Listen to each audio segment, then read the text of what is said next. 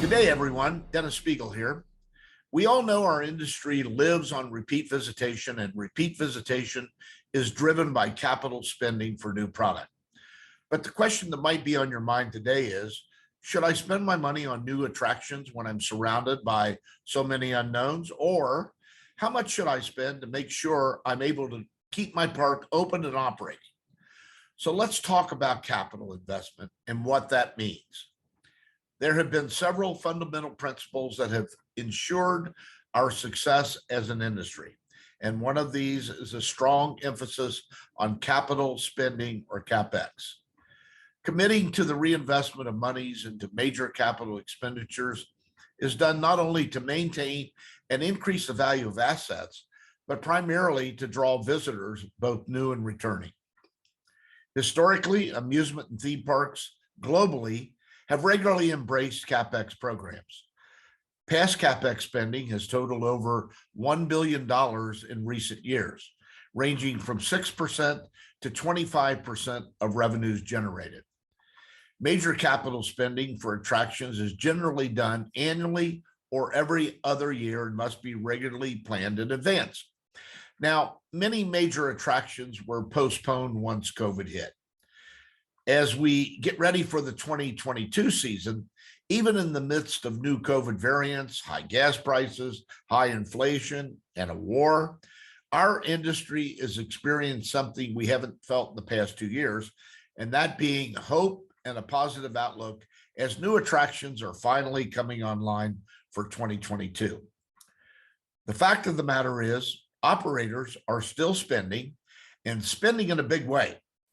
They know from experience that reinvestment has to be a high priority in their process. Let's take a quick look at some of the few of the major new rides just set up to unveil this year. Guardians of the Galaxy Cosmic Rewind. Now, this is part of Disney's 50th anniversary renovation at Epcot. This storytelling coaster features a reverse launch and a train cars that rotates 360 degrees.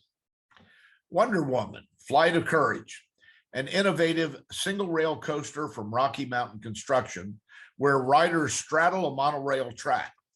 It's set to debut this summer at Six Flags Magic Mountain in California. The Pantheon coaster at Busch Gardens Williamsburg, an Intamin coaster featuring track segments themed to 5 Roman gods, and billed as the fastest multi-launch coaster in North America.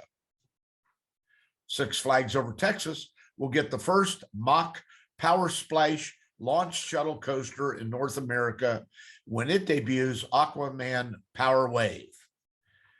And then there's Jumanji, The Adventure. It's based on Sony's global film franchise. This dark ride at Gardaland Resort in Italy, part of Merlin Entertainments, will transport guests into the mysterious world of Jumanji in an epic journey. In Asia, at Sunak Tourism City in Huangzhou Bay, a new spinning coaster is debuting by Maurer Rides, which features a non-inverted loop. And the Arctic-themed Icebreaker quadruple launch coaster coming to SeaWorld Orlando, which will send riders up and over the icy summits. It's a courtesy of the Premier Rides organization.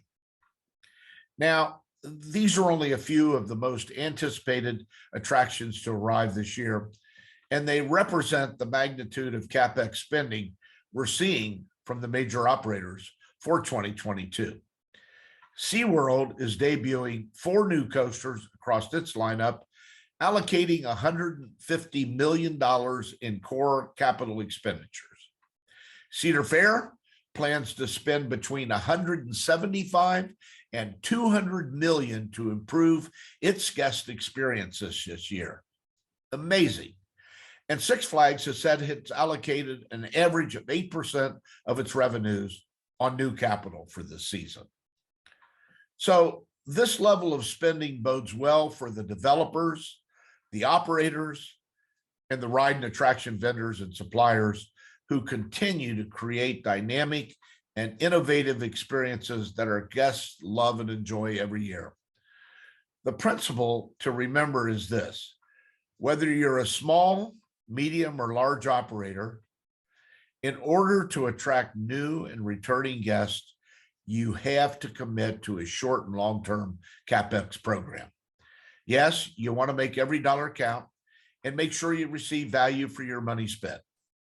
So be diligent, assuring that your capital allocation represents an appropriate percentage of your revenues, a percentage that follows industry guidelines. Also, developing your financial and marketing strategies in a way that allow you to reach your attendance and your revenue goals. So whether you're an operator or a guest, my suggestion is get out there and enjoy one of the many new and exciting attractions coming online in 2022. I've only scratched the surface with the list I mentioned earlier, but above all, I want you to remember, we're not here for a long time. We're here for a good time. Hope you have a great season. Best to you.